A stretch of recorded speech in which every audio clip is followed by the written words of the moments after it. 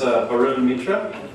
He is the founder and director of the Liberty Institute, a nonprofit, independent, public policy research and educational organization dedicated to providing market-based responses to contemporary public policy issues that enhance freedom of choice for all.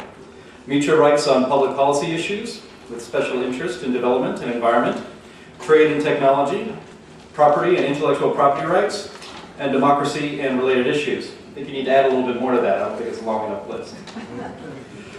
He was a recipient of the Julian Simon Award in 2005 from the Competitive Enterprise Institute in Washington, D.C. An opinion article published in the Sunday Times of London has been selected for excellence in environmental journalism in 2004 by the Pacific Research Institute in San Francisco. Mitra's contribution to the cause of economic and political liberty was recognized by the International Society for Individual Liberty with the Freedom Torch Medal in 2004. So to speak now about how domestic politics cools global warming, please welcome Varun Mitra.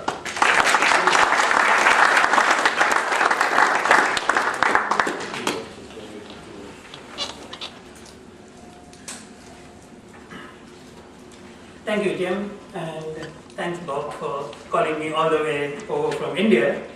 I didn't think Australia is so far away, further than Europe. Yeah, I've not been to Australia for I think 8-10 years. Okay, this is my second trip.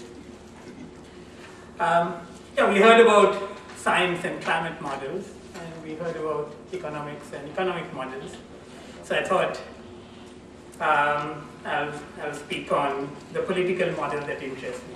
Because I'm neither an economist, I'm not a scientist, but I'm greatly interested in the way public policy interacts with politics.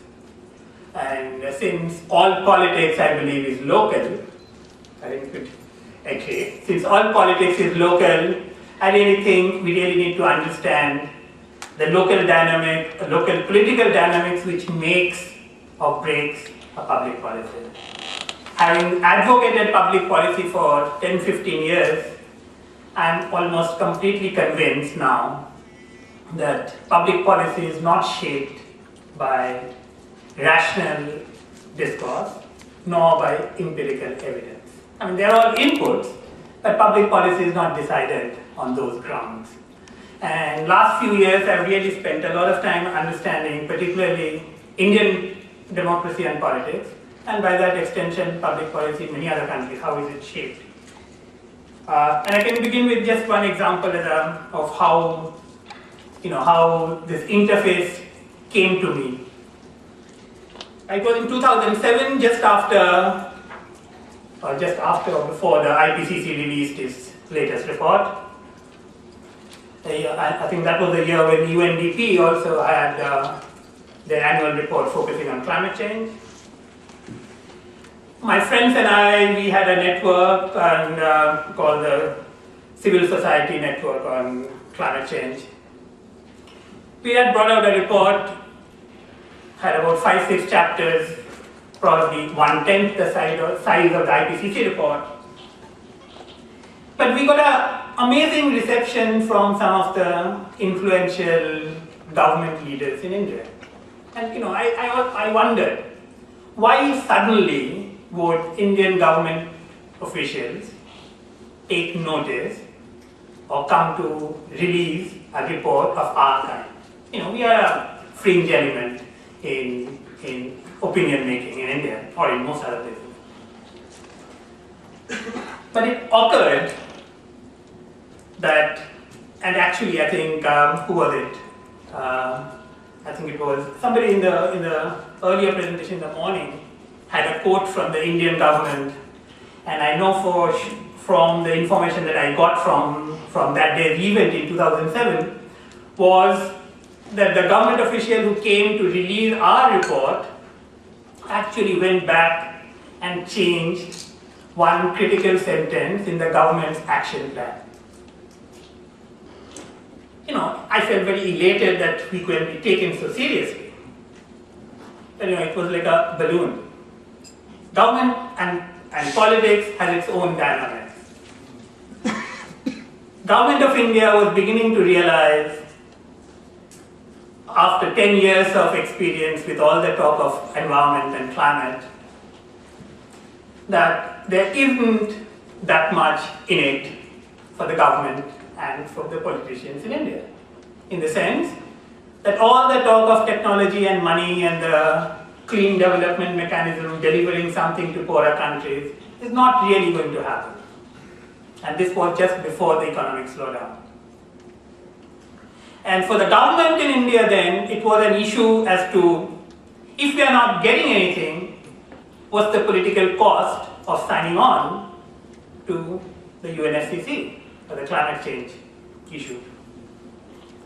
And I think they were actually looking for information that they could use for their own purpose, not mine, and they found that in order to counter in whatever way possible the IPCC and the the IPCC report as well as the UNDP's climate change report, they could use ours to say that there are others who are saying other things and therefore we need to take those into account too. Not that they believed in what we said perhaps, but they thought it was a useful political strategy to get around the problem that they were faced with, because they weren't getting the kind of technology and money that they expected. Which actually, which was my first lesson on this issue, that how we need to understand the local political dynamics if we really have to make an impact.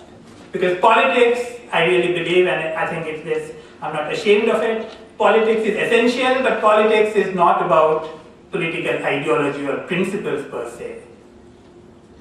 Those things count, but count on the margin. What counts even more politically is how are you perceived and how is your performance going to be rated by the voters. Because most voters are not ideologically oriented one way or the other. So what struck me was that here was an opportunity for us on climate to leverage what seemed to be an amazing opportunity opening up in India. That the Indian government was beginning to see practical reasons why signing on with UNFCCC may not be a good idea. Because there wasn't any money, there wasn't any technology, there was nothing to showcase what is it that's in it for them. So from 2007 onwards, there's been a dramatic shift in India. And then I figured it has been happening in some other places too. And which is why, when we first heard of Kevin Rudd and his focus on climate change a couple of years ago, I was quite actually amazed that somebody from Australia would put in so much of political capital on an issue that seemed unlikely to fly.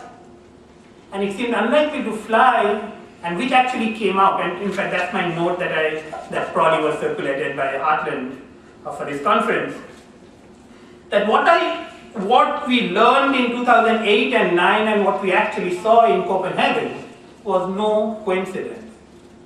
These things don't happen coincidentally. The changes were taking place in India as far as I could see from 2007.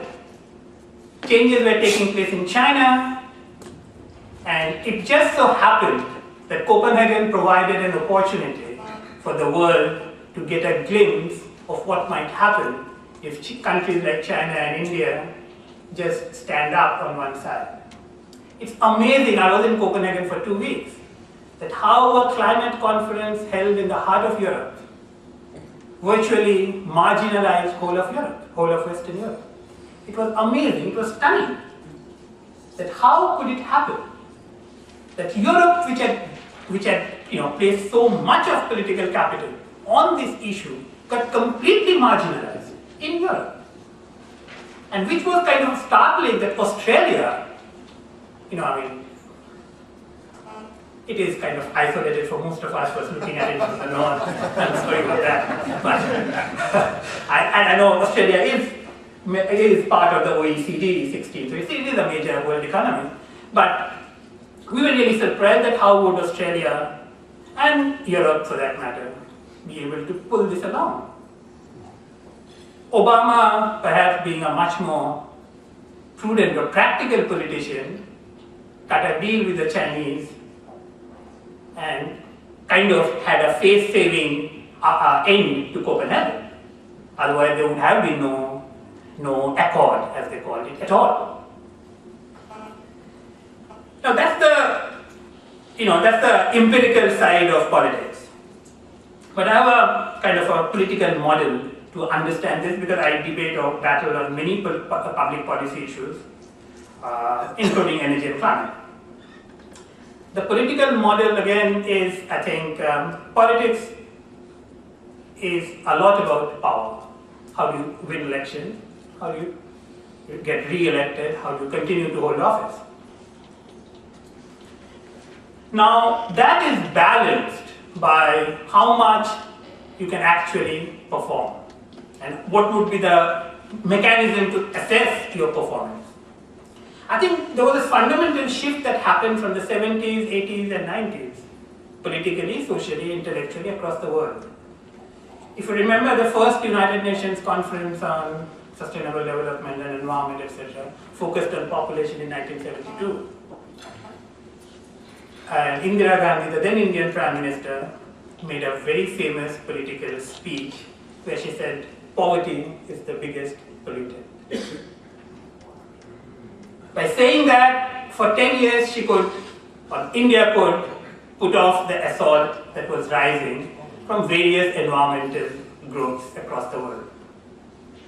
In the 80s and the late 80s, you had the collapse of the Soviet Union and the end of communism as we knew it, which of course undermined a lot of political capacity or political ability to mobilize power in the name or for the sake of or in the pretext of promoting economic development.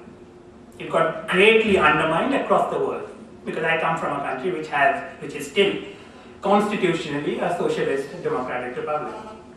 But like China, there had to be much more pragmatic changes, because politics as we knew it had been undermined intellectually with the collapse of Soviet Union, apart from its performance in countries like India. And that's where, because of my interest in environment, I figured that something else was changing too. Environmental movements, and I think someone mentioned, I think Corey probably mentioned about the previous generation of environmentalists, Paul Ehrlich and John Hollren and others from the late 60s, 70s. They were targeting, or their targets were very close by. Paul Ehrlich predicted famine in India in 1976. By 1970s, end of 1970s, India had almost overcome historic famines that ravaged India over past few centuries periodically. He was completely wrong. But he was not wrong in terms of, not so much in terms of his actual prediction of the date that 1976 there would be food riots in India. Because by 1976 the Green Revolution had taken hold and India had almost become quite self-sufficient in food. What they figured was that if you are going to predict, and if you are going to be able to be successful in getting political support for those scary predictions, the predictions would have to be further away, so that you don't have accountability. Yeah. No, it's very critical. Why, in the previous generation of environmental scares, there were many, population was just one. The predictions were within a span of 5, 7, 10 years. Now they stretched it on climate to 50, 100 years. A blank check to political establishment that no one can hold anyone politically accountable. So it seems a gloomy scenario. But I'm a very optimistic person. And that's why I survive in India. So my take from that gloomy political model is there's something else that's happening too on the demand side, on the popular level, at the political level, and which I think is paramount. It doesn't depend whether India is a democracy or China is a communist state. It's happening everywhere. And which is, as people climb the economic ladder slowly, but they do climb, their capacity to articulate and demand what they would want improves. 30 years ago, hardly anyone in India, we experience blackouts almost on a daily basis. Not in the future that Alan mentioned in Australia. In 60s when 70s when I was a student, we experienced blackouts on a daily basis. At that time, we had no alternative. We were much poorer. The only alternative was to go back to candles and kerosene to study for our exams at night. And I'm talking about, I didn't grow up in villages. I've always been living in cities.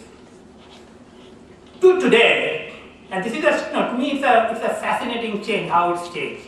In the 70s and 80s, the key political agenda in a country like India was food, shelter, and clothing. In the 90s, it transformed over a period of 10 years, late 80s to mid 90s, to electricity, roads, and water. What's the relationship?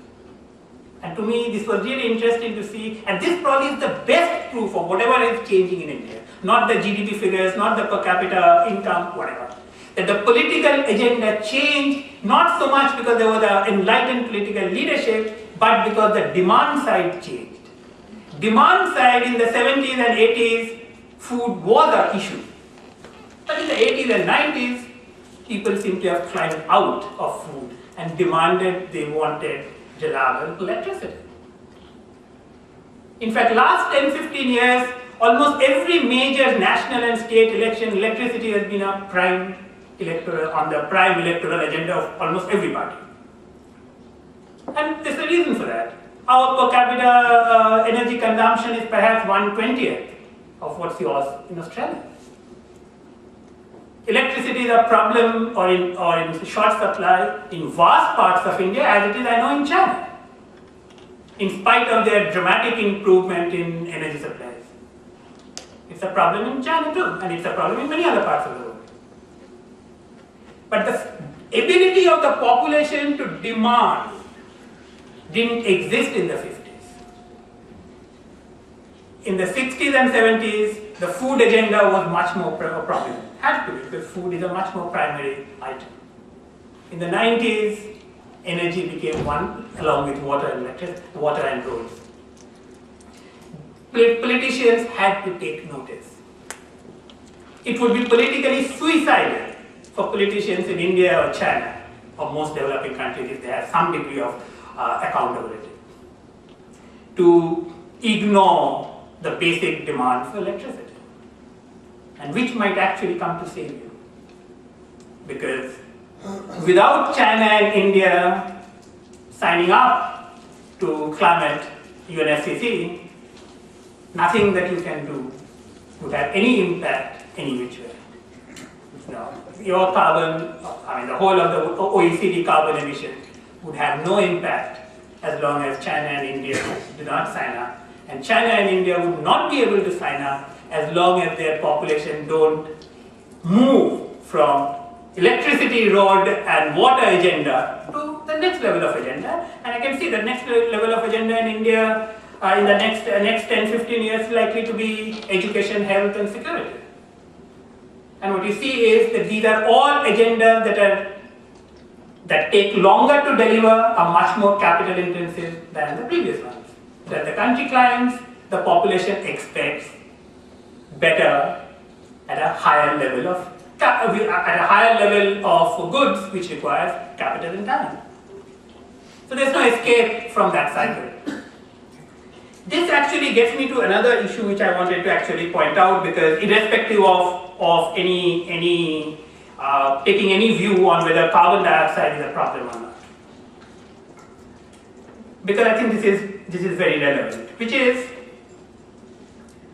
that if you look at India, and I did look at it before the Copenhagen conference very closely, because both China and India before Copenhagen declared that they would cut their energy intensity substantially in the next 10 years.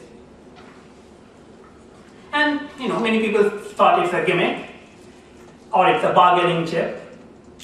But I thought what they offered is actually going to be, if I'm correct, going to be much less than what they would actually achieve. China and India offered about 20% improvement in the next 10 years in energy intensity. Energy intensity as measured, that is the carbon you need or you release to produce a unit of GDP. So you could have, for a $1,000 GDP, you might need 4 tons of carbon or whatever. China and India both offered around 20% reduction in the next 10 years. Would you know how much China and India reduced in the past 10, 20, 30 years? I was shocked when I saw, and these are data calculated by anything that's available from the World Bank to IMF to any UN agency. These are all public data. I didn't generate any of that. I just calculated and changed the numerators and the denominators to get the figures. In the last 30 years that China has been reforming, their energy or their carbon intensity has declined by 60%. 60% when China's economy has improved in the last 20 years, fourfold, quadrupled. China's GDP quadrupled in the last 20 years. From about $1,100 in 1990-91 to about $4,400, $4,500 today in 2005-06. A quadrupling of the size of the economy, yet energy intensity or the carbon intensity declined so dramatically since 1980, since they started their reform. And for India, it has been 40% since 1990 because India's reform started about 10 years after China. So what are we offering? We are hardly offering anything, but a lot of people, particularly the environmental groups and many of the governments in the developed countries, seem to not realize, because they have not looked back, that what we are offering is much smaller than what we have already done. In fact, just think of it. If on that basis we demand compensation for having done that, how much would you have to pay? Yeah, how much? It's been dramatic. And this to me is the key element that we need to realize, irrespective of going into the science of climate change, because I'm not a scientist, and I'm not going into hardcore economics in the manner Alan might, because I'm not an economist. But I'm greatly interested in understanding how public policy is shaped in the political environment that we all live in. Because I'm very proud of India's democracy. And I think, like Senator Eric said last night, there is no political system which is better than the democracies that we have. So how and why the ground situation, the political situation on the ground changed? We need to understand that, and how and why, or what might be the direction in the future. We must understand that if we really have to have a serious attempt to make an impact on public policy. Because I am a market fundamentalist in one sense, but I'm also a democracy fundamentalist. And I completely believe that politicians have very little interest, for practical reasons, to focus on ideology. Ideology is only the icing on the cake. If it works, it's fine. If it doesn't, they'll reject it. So we need to be able to understand the ground, and that ground is from both these examples of China and India, and which I think has been true for all the other countries, but the countries that are changing now have an added advantage, which all of you would acknowledge. All the countries of the Western world, the OECD, are by and large free market economies. They have been so for quite some time, at least ever since the Second World War. And the market obviously improves efficiency, on economic efficiency, but it also improves energy efficiency, and which is why, for instance, I continuously tell people, when people say that that India is so polluted, I would say that we consume so little. Our per capita consumption on any basis, on energy or food or anything, housing, clothing, is much less than what's in our OECD countries. How are we so polluted? Because as Indira Gandhi actually said, but she said it as a rhetoric, but I know it's for a fact, that the most polluted, or the people suffering from worst forms of pollution, are not living under industries or shadows of industries. They're living in abject poverty. And as they feel politically empowered, they are going to demand something different. And which is why ideology becomes secondary, because hardly any Indian or Chinese, I believe, are thinking in terms of market being able to do this, do that, or whatever, or socialism. It's the task of politicians to figure out how best to deliver what the population is expecting. If you privatize and you deliver, fine. If you can't, you nationalize and you can't deliver, you're going to be held back or held to account. So in that, I think what I realized was the amazing transformation on energy and carbon sectors that have happened in China and India, coinciding exactly during the phase when both countries started their reforms, of market-oriented reforms. Neither of our countries have achieved complete economic freedom or market economy as such. But to the extent we have reformed towards a more market-driven system, to that extent the economy has responded. And it has responded in a manner which no one had predicted 10, 20 years ago. And which has been the lesson from all the OECD countries. But the advantage that we currently enjoy is the catching up advantage. Because when the United States or Japan or Sweden or whoever, they were improving their energy efficiencies, they were almost discovering the technology. We can copy and adapt the technologies that much faster, which is why we witness the dramatic changes in energy efficiency and carbon intensity in our economy. Because we are not yet at the level where we can put in the capital to discover the new generation technologies. But we can, because we have adopted our economy enough to be able to absorb what might be the best. And I've seen it, and there were some extremely foolish attempts in countries like ours. For instance, I know now most bulbs or lighting devices in the last 10, 15 years have gone through dramatic change. But I remember 10 years ago, 12 years ago, I was doing a study, and I found at that time the CFL, the small tube lights, Government of India imposed a customs duty of about 80% on those highly efficient lighting devices because they were all imported at that time. We retarded our transformation by our own policies, which is changing now, and which I can see that today we get, in fact, the latest one that came up a year or so ago was the tiny LED lamps, which is a fraction of the CFLs in terms of their energy consumption, and all being imported from China at a very low customs duty.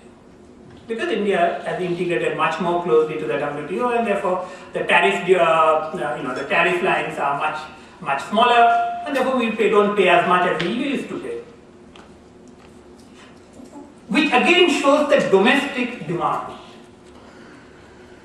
and that is where my real submission to all of you would be to understand politics as it is locally, and then relate to how it is in other places.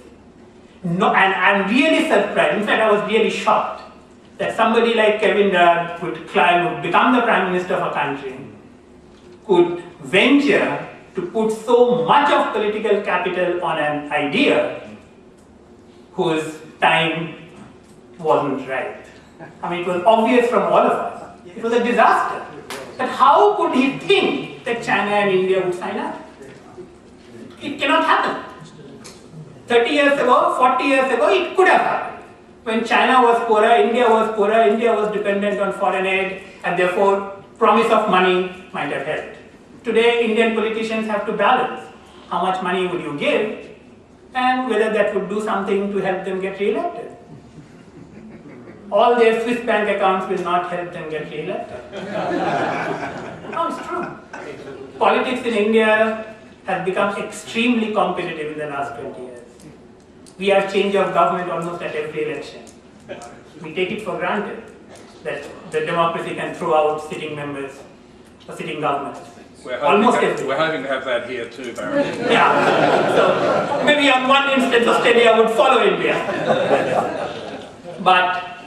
And this is, this again is not a coincidence. That India's reforms happened precisely during the period when politics have been turbulent. For the first 40 years of or much of the first 40, 50 years, we had almost a one-party democracy. My father's generation used to tell me that the ruling party would never lose a seat, even if they put up a lamppost as a candidate. That was the kind of dominance. From there to the 1990s, when virtually no party has been able to cobble up a majority of their own.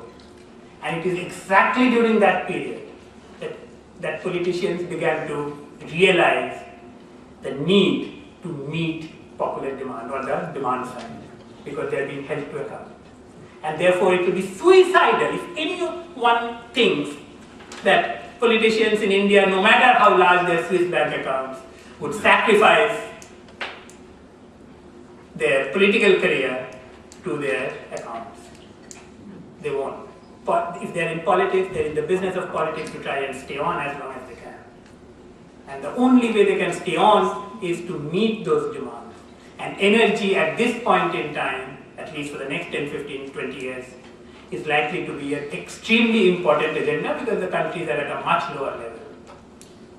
And I completely know what might, and another prediction which you can hold me to account 20 years down the road, would be that countries like China and India on a per capita basis would never touch your levels of energy consumption.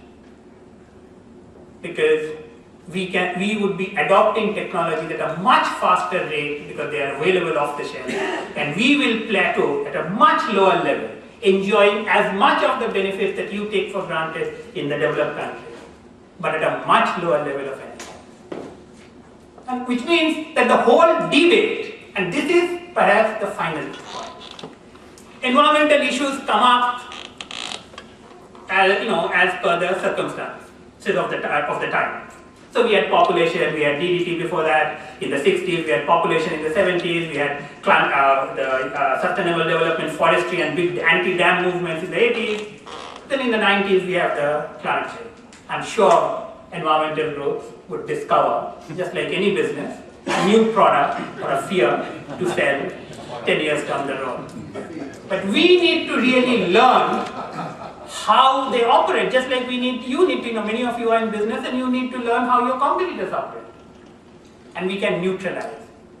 And I can really confidently say with no sense of arrogance on my part, that I have personally had at least some role in India, with being complete marginals that we are, in impacting policy in a manner that Rajendra Pachauri and IPCC, with all their resources at their disposal, have not been able to. In the last 3 years, he and IPCC has become almost irrelevant to Indian policy making.